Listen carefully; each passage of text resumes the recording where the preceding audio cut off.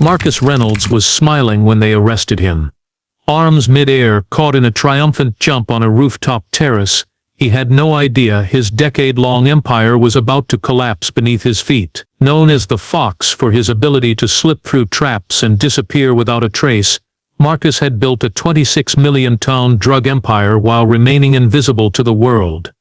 But in that split second of joy, the most wanted man in Europe was finally caught, and it was no accident. This is the story of a carefully orchestrated takedown, a vanishing lieutenant and a criminal mastermind who came closer to escaping justice than anyone ever should. For over 10 years, Marcus the Fox Reynolds was the invisible force behind one of the largest drug empires in Europe. His operations stretched across borders, moving vast quantities of narcotics through secret routes that seemed impossible to track. Despite his enormous wealth, Marcus never flaunted his identity publicly. Instead, he remained a ghost, known only by the fear and respect his name commanded in the underground world. His empire was built carefully, step by step.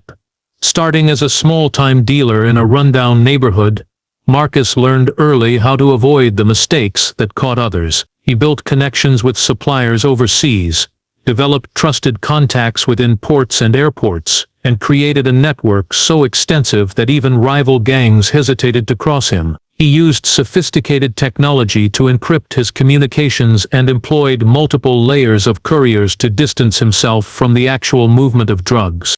Living a life funded by millions, Marcus's image was crafted with precision. When he did appear in public, it was in disguise or through intermediaries. His luxury cars, mansions and high-end parties were masked behind false names and shell companies. His personal life was a secret even to those closest to him. Only a handful of trusted lieutenants knew what he looked like, and fewer still met him face to face. Law enforcement agencies across countries struggled for years to catch Marcus. Many operations were launched, but ended with dead ends or arrests of low-level dealers, never reaching the top. His ability to stay hidden made him a legend among criminals and a nightmare for police. Every time investigators thought they had a lead, it slipped through their fingers. Despite his wealth and power, Marcus lived with constant caution. He moved frequently, changing residences and disguising his travel plans. Yet, he never stopped expanding. His business adapted to changes in law enforcement tactics, and he invested heavily in bribing officials and corrupting those who might threaten his empire. By the time Marcus was finally arrested, his drug empire was estimated to be worth £206 million. His story was one of ambition, intelligence, and ruthless determination. But behind the luxury and power was a man who managed to stay invisible for years, until one fateful moment when everything changed. Marcus Reynolds lived a life shrouded in secrecy, making it nearly impossible for anyone outside his inner circle to understand who he really was. He was a master of disguise and deception, always careful to keep his true identity hidden. His private world was built on layers of anonymity, from encrypted phone calls to safe houses tucked away in unlikely places. For years he moved like a shadow, never leaving a trace that could be followed. To protect himself, Marcus used a complex system of intermediaries. Messages were sent through encrypted apps and passed along by trusted lieutenants, so no single person had the full picture of his operation. He never met his couriers directly, and most of his communications were indirect, designed to keep him insulated from the dangerous work his organization carried out. This method made it extremely difficult for law enforcement to link him to the crimes, even when lower-level members were arrested and questioned. He was also highly strategic about where he stayed. Marcus never remained in one place for too long. He owned multiple safe houses across the country and abroad, frequently switching between them to avoid detection. Each location was carefully secured, equipped with surveillance systems and escape routes. Even his vehicles were modified to evade tracking. These precautions turned him into a moving target that no one could pin down. Despite his desire to stay invisible, Marcus enjoyed his wealth in private. He surrounded himself with luxury, but always under a cloak of discretion. He attended exclusive events, wearing disguises, never allowing anyone to capture his true face. His associates handled all public-facing dealings, and any photographs or videos of him were strictly forbidden. Marcus's control over his image was as meticulous as his control over his drug empire. For the police, Marcus was the ultimate challenge. No informant could provide a clear description, and no surveillance operation had ever caught him in an incriminating moment. Every investigation into his activities hit dead ends, as if he were always one step ahead. The frustrating pattern made him a notorious figure in law enforcement circles, a ghost who seemed impossible to catch. This life of shadows and secrecy was a major part of how Marcus survived for so long. Yet it also created cracks in his empire, as trust was fragile and paranoia grew among his closest allies. Over time, those cracks would widen, revealing vulnerabilities that would ultimately lead to his downfall. After years of frustration and dead ends, the breakthrough in the hunt for Marcus Reynolds came from an unexpected source. An anonymous tip, someone on the inside, motivated by fear or greed, provided crucial information that pointed to a new smuggling route being used by Marcus's operation. The tip described unusual activity at a small, rarely monitored port on the outskirts of a major city. Authorities had never considered this location significant, but the details in the tip were too precise to ignore. Detectives quickly launched a covert surveillance operation. They began watching the port closely, tracking shipments and scrutinizing every truck, container and vessel moving through the area. It didn't take long before a pattern emerged. Several shipments containing narcotics, disguised as legitimate cargo, had been moving regularly through the port. What was most striking was the level of coordination. It was clear that whoever was behind this had inside help and a well-organized plan to avoid detection. Undercover agents were deployed to infiltrate the supply chain.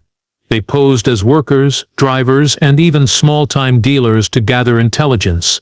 These agents reported back details about the people involved and the methods used to transport the drugs. It became evident that Marcus's network was extensive and deeply embedded in the local infrastructure, making it harder to dismantle than anyone had imagined. Meanwhile, investigators started piecing together how Marcus had managed to stay so hidden. The encrypted communications they intercepted showed a sophisticated system of codes and fake identities. Each courier only knew part of the plan, reducing the risk of information leaking out.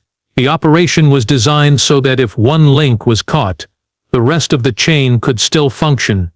The police understood that this new smuggling route was the key to getting closer to Marcus himself.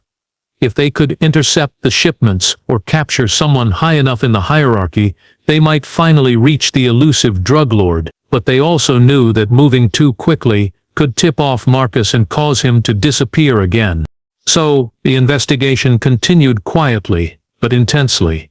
Surveillance teams were stationed around the clock, monitoring movements and gathering evidence.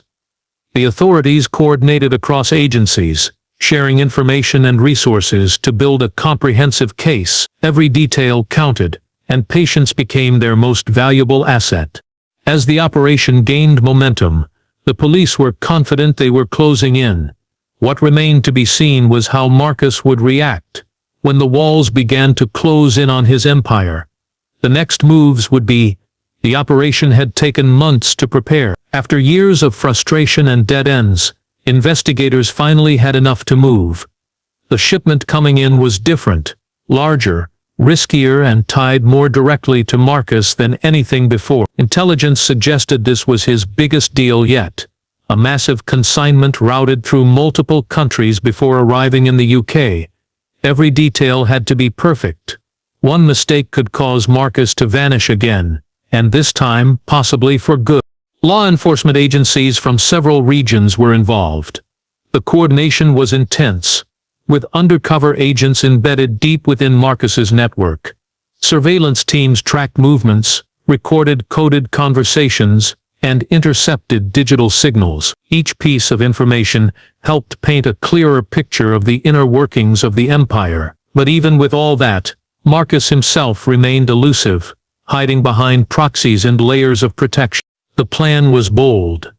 Instead of intercepting the shipment early and risking the operation being exposed, authorities decided to let it pass through. They wanted to catch Marcus in connection with the goods, to finally tie him to something undeniable. This meant watching the drugs arrive, be distributed, and moved through his network, all while remaining completely invisible. It was a dangerous gamble. If Marcus got wind of it, the entire operation could unravel in hours. Everything depended on timing. The day the shipment landed, officers were placed across multiple locations, including ports, warehouses, and suspected hideouts. Silent coordination was key. No sirens, no sudden movements. The goal was to watch and wait. Let the trap close only when Marcus stepped into it himself. For the first time, there was hope he might actually make a mistake. Then, something unexpected happened. A confidential source inside the network confirmed that Marcus planned to be at a rooftop celebration the night the shipment was confirmed safe. It was a rare moment of exposure, a chance for him to drop his guard. He had reportedly planned a small, private gathering to mark what he believed was his ultimate victory. That one event gave authorities the opportunity they had been waiting for. Every officer involved understood the stakes. This wasn't just about one arrest, it was about ending a decade-long reign of power, influence, and destruction. The net was tightening, and all that remained was for Marcus to take one final, fateful step into it. The sky was clear that evening, the city lights flickering below as Marcus stood atop the rooftop of a luxury high-rise, completely unaware that the celebration he had planned would mark the end of his empire. He was surrounded by a handful of trusted associates, sipping expensive champagne, music playing softly in the background. For the first time in years, he allowed himself to relax. The largest shipment of his career had arrived undetected. Everything had gone smoothly. In his mind, this was proof that he was unbeatable. Just before midnight, Marcus walked to the edge of the rooftop, arms raised in triumph. Laughing, he jumped into the air, a mid-leap expression of victory. It was at that exact moment that the lights went out.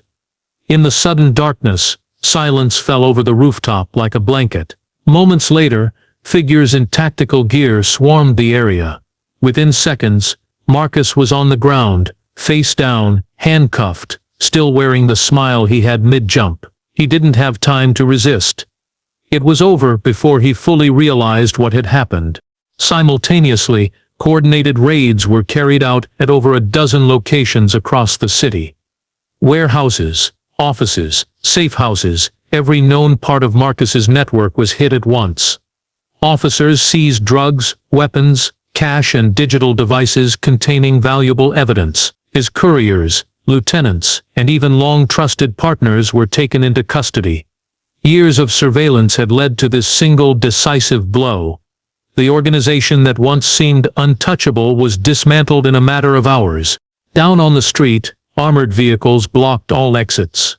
Drones hovered overhead, capturing every detail. From the outside, it looked like a military operation. For the public, the arrest came as a shock. The name Marcus Reynolds had never been officially connected to any criminal activity. Now he was headline news. The man who had run a £26 million drug empire, taken down during a moment of joy. As he was led into the back of a waiting van, Marcus remained silent. For years he had outsmarted and outrun the law. Now, under bright flashing lights and the cold stare of cameras, he was just another prisoner. The rooftop where he had celebrated his biggest victory became the site of his greatest defeat, a symbol of arrogance, overconfidence, and a fall no one had seen coming. After his dramatic arrest, Marcus Reynolds was transferred to a high-security detention facility under heavy guard.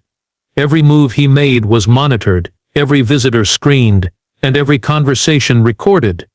Authorities knew the significance of who they had in custody. Marcus wasn't just another drug dealer, he was the mastermind behind a vast criminal empire, and the information locked inside his head had the potential to shake entire networks. But Marcus wasn't talking. He remained calm, composed, and entirely silent. Despite his refusal to cooperate, the evidence against him continued to grow. Dozens of encrypted devices, seized during the raids, were sent to forensic labs. It took weeks, but experts managed to crack several of them. But Marcus wasn't talking.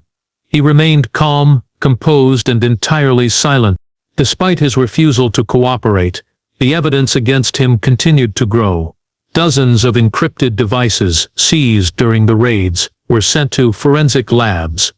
It took weeks, but experts managed to crack several of them. Inside were detailed records, ledgers documenting cash flow, shipment dates, drop locations, and codenames linked to known criminals. What had once been invisible was now painfully clear. Investigators finally had proof not only of Marcus's involvement, but of how his empire operated in chilling detail. Bank accounts in offshore havens were uncovered, holding millions in laundered drug money. Hidden properties were located using GPS data from phones recovered during the arrest. Each new discovery pulled another thread, revealing the scale of Marcus's influence. It was far bigger than even the authorities had imagined.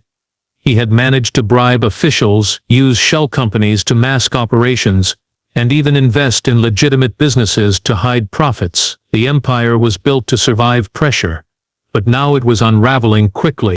What shocked investigators most was the sheer organization of it all. There was a structure, hierarchies, protocols, and backup plans. Marcus had created a corporation, disguised as chaos. Every member of the operation had a role, and few ever questioned orders. But now, with their leader behind bars, panic spread. Some tried to flee, others turned on each other. A few came forward, hoping for leniency in exchange for testimony. Meanwhile, Marcus continued to say nothing. It was as if he believed he still had control, but outside his cell, his world was falling apart. Associates were flipping, accounts were frozen, and prosecutors were preparing the most extensive criminal case in recent history. The man who once pulled the strings was now watching everything slip through his fingers. The silence he thought would protect him was, in truth, isolating him from any hope of escape. The walls were closing in. Just when authorities believed they had complete control over the case, everything took a sudden and unexpected turn. One of Marcus's most trusted lieutenants, known only by the alias Gray, vanished without a trace. Gray had been in custody, held in a secure location awaiting trial, with plans to testify in exchange for a lighter sentence. He was believed to be the missing link, the one who could connect Marcus directly to several international suppliers and expose a global web of corruption. But overnight, he was gone. An internal review revealed disturbing details. The security footage from the facility where Gray had been held had been tampered with. Access logs were wiped. One guard on duty had disappeared as well, leaving behind an empty locker and a burner phone. Panic spread within the task force. Had Gray escaped on his own, or had someone within the system helped him vanish? The implications were serious. If someone with insider knowledge had sabotaged the case, there was a chance other witnesses might be at risk, or worse, that Marcus's influence still extended beyond prison walls. As the search for Gray intensified, prosecutors faced a growing dilemma. Without his testimony, key parts of the case were suddenly weaker. Some of the international charges were built on connections only Gray could explain. It also raised a terrifying possibility. Was someone else preparing to rebuild what Marcus had lost? Gray had access to routes, contacts, and financial pathways. If he had defected, it could mean a new operation was already forming, right under their noses. Meanwhile, inside his high-security cell, Marcus remained as composed as ever. He made no requests, gave no statements, and appeared unbothered by the headlines. Investigators couldn't help but wonder if Gray's disappearance was part of a long-planned backup strategy. One more escape plan carefully set in motion long before the arrest. If true, it meant Marcus had anticipated his capture and taken steps to protect parts of his empire. The hunt for Gray spanned across borders, triggering a fresh wave of international cooperation. Airports, ports, and border crossings were monitored, but no trace of him surfaced. The case, once seen as a clean-cut victory, was now clouded by uncertainty. Justice had taken a massive step forward, but with Gray missing, the story wasn't over. A ghost from Marcus's empire was still out there, and no one knew what he would do next. The trial of Marcus Reynolds began under the highest level of security the court had ever seen. Armed guards lined the building, helicopters hovered overhead, and snipers watched from rooftops. The courtroom was packed with journalists, victims' families, and law enforcement officials who had waited years to see justice delivered. Despite the drama surrounding Gray's disappearance, the prosecution moved forward, armed with an overwhelming amount of evidence. It was the moment they had prepared for, and they weren't going to let it slip away. Over the course of several weeks, prosecutors unveiled a mountain of documents, digital records, and surveillance footage. They showed how Marcus controlled a vast network of traffickers, and how he laundered millions through offshore accounts and fake businesses. Witnesses included former associates, financial experts, and even international agents who had tracked Marcus's activities abroad. Each testimony painted the same picture, a man who ruled with quiet precision, who never needed to raise his voice to command absolute loyalty. Marcus sat in silence through it all, expressionless and calm. His lawyers attempted to argue that there was no direct evidence linking him to specific shipments or crimes, and they emphasized the lack of physical evidence placing him at the scenes. But the prosecution had anticipated that. They presented decrypted messages, voice analysis from intercepted calls, and metadata from devices that placed Marcus at the center of every major decision. The web of circumstantial evidence was too tight to escape.